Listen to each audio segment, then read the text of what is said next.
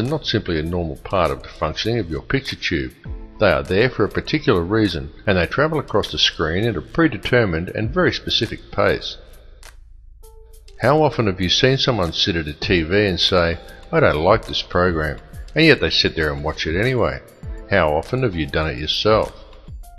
It is because these horizontal lines are there to generate these hypnotic alpha waves. Alpha waves place you into a trance-like state as you are told what to think by scripted newsreaders, and told what to buy, what to wear, where to go, and always kept otherwise distracted by sport, meaningless celebrity gossip, and a barrage of sex and entertainment, nowadays ever more frequently punctuated by messages of fear and warnings of imminent terror. These alpha waves produced by your TV set affect your electrical field even if you are not watching it. The TV merely has to be on. They become addictive as your body becomes used to the energy field, and many people would simply feel unable to cope without the daily fix of their favourite TV show. Then this hypnotic state carries on throughout the day as people work robot-like at their given tasks, usually discussing whatever the television taught them with their co-workers. Often people think they are discussing their own thoughts, but when the conversation is really analysed, it's usually not. It's about what show they watched last night, or sport, or something they learned from the Discovery Channel, their feelings towards the opposite sex, or perhaps something like the War on Terror. And whether they realise it or not, what they are talking about, and 98% of what they think they know about anything at all, has been taught to them by the television, or by print media that is wholly owned and controlled by the very same 6 people who own all the TV stations. That's right, 6 people. 60 years ago, the media in the Western world was run by 86 small corporations, who all competed to deliver the best and most informative news. Today, it is run as a well-oiled, very streamlined and tightly controlled machine by just 6, who now control all major Western mainstream television and print media. And with the current rate of corporate growth, that number is set to soon drop to 3. This has set an extremely dangerous precedent, as it means that all televised and mainstream print media is now controlled by very, very few people. For a better and more informed perspective, obtain your news online from one of the many emerging independent websites, and go to many sites from different countries and sources to compare the same story from a variety of perspectives. You have been told that the internet is an unreliable source of information, and it is true that there are many bogus websites. But there is also a lot of very reliable information from very reliable sources, if you look in the right places. And remember, the ones who are telling you the thousands of independent websites who have opposing views to the mainstream shouldn't be trusted, number only 6. It is just that it is those 6 who control all major media. So those 6 are able to control most of what information gets to the general public, and how such information is presented. It must also be duly considered that all of these 6 media corporations have extremely close ties to major financial institutions and arms manufacturers.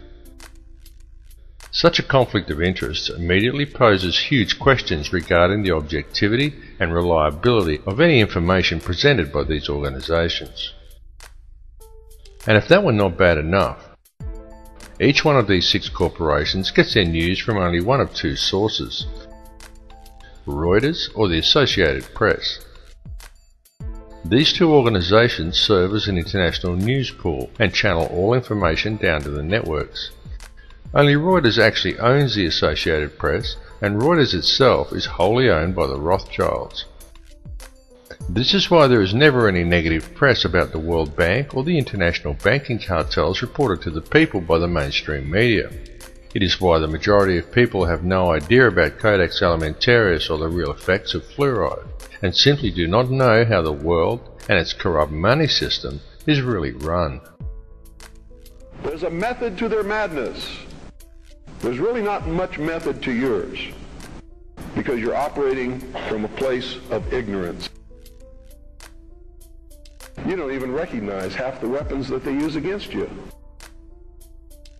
And some of them seem so insignificant that you don't even try.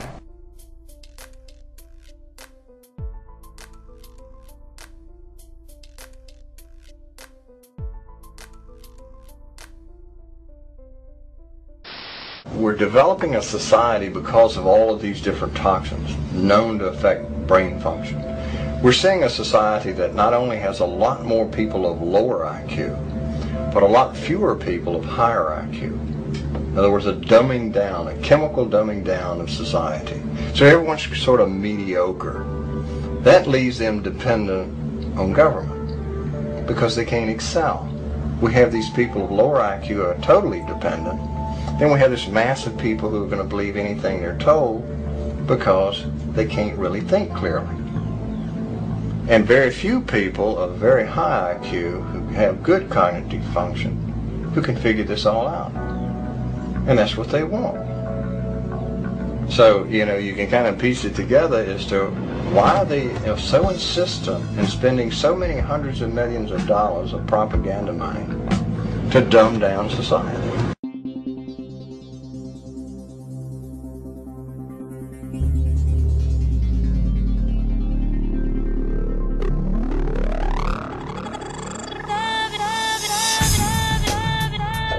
The world faces an enormous food crisis right now.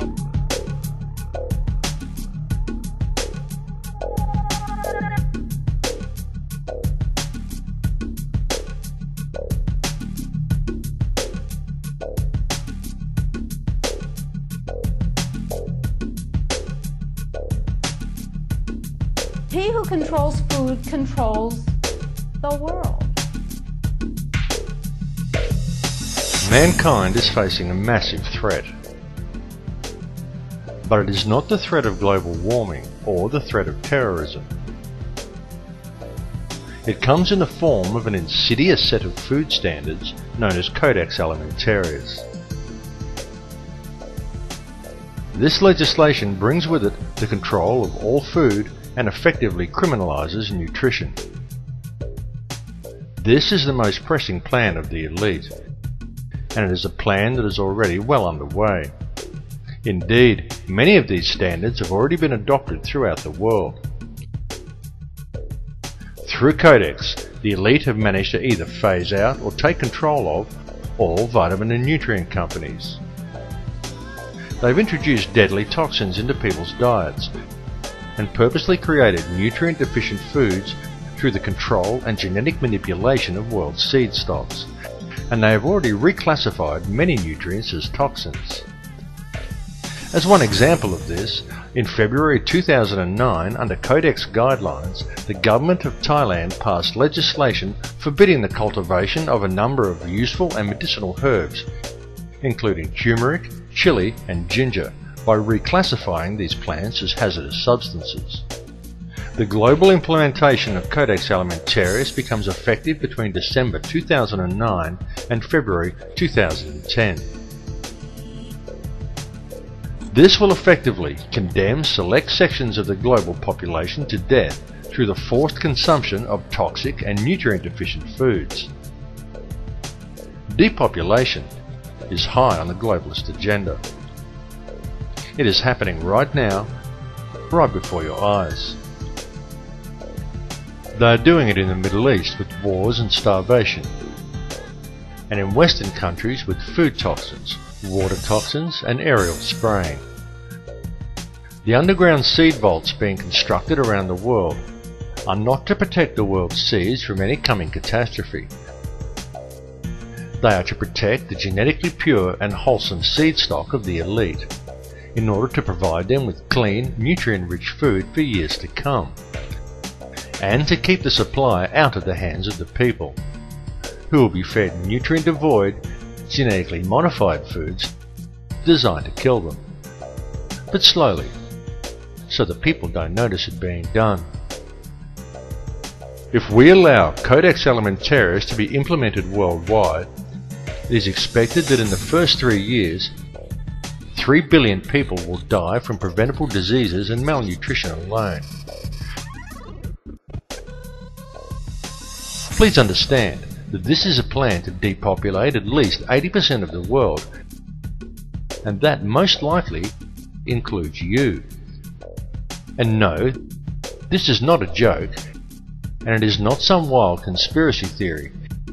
It is the absolute truth. And this matter seriously needs to be addressed. All the information regarding this is available in the public domain, though of course you are not hearing it being reported by the mainstream media due to the simple fact that the money cartels who are implementing the plan own the mainstream media. There are an enormous amount of people who have been trying to warn you about this, but the people are kept distracted by any and every means conceivable to distract them.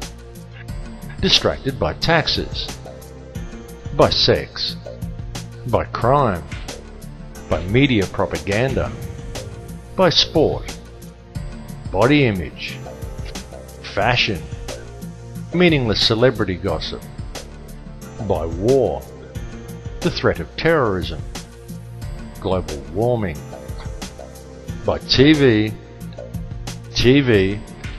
and more TV.